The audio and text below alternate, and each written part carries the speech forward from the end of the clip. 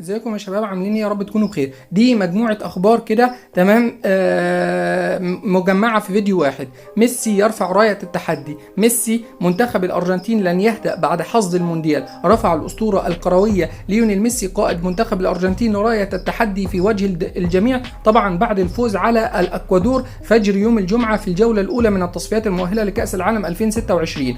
تمام.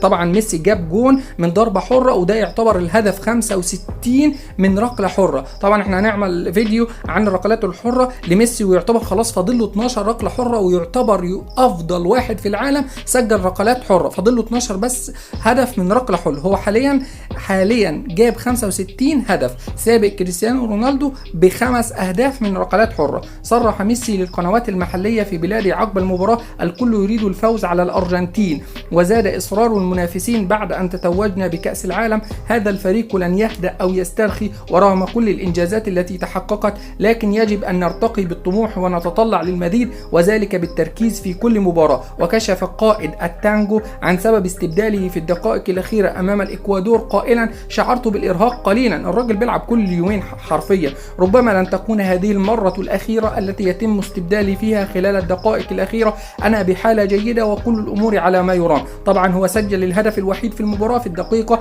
78 من ركلة حرة عالمية، هدف أسطوري.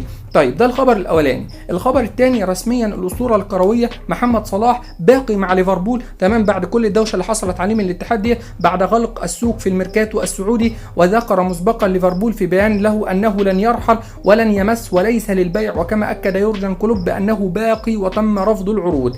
طيب ده الخبر الثاني. الخبر الثالث: نيمار طبعا في مؤتمر صحفي من يومين كده بيقول ان الدوري السعودي افضل من الدوري الفرنسي. اشاد الدولي نيمار جونيور لاعب نادي الهلال الحالي السعودي بقوه مستوى دوري روشن بعد انضمامه للزعيم في الميركاتو الصيف الجاري. وقال نيمار في تصريحاته: بعض الاسماء التي ضمها الدوري السعودي في الاونه الاخيره فانه من المتوقع له ان يكون من ضمن الافضل في العالم وسيكون افضل من الدوري الفرنسي. واضاف نجم الهلال الجديد: في الوقت الحالي انا لست جاهزا للمشاركه في المباريات بنسبه 100%، لكني استطيع اللعب. تمام. ده الخبر الثالث. الخبر الرابع والاخير: ريال مدريد ومانشستر سيتي هما الفريقان الوحيدان اللذان ذهبا الى فتره التوقف الدولي اللي احنا فيها ديت بعد تحقيق العلامه الكامله في الدوريات. لعبوا 4 مباريات، 4 فوز لكل منهما. النادي الانجليزي مانشستر سيتي سجل 11 هدف حتى الان، بينما الفريق الابيض سجل 8 واستقبل كلاهما في نفس العدد من الاهداف بعد مباراتين. طيب حاليا دي كل الاخبار اللي حصلت تجميع عليها. ميسي، تمام،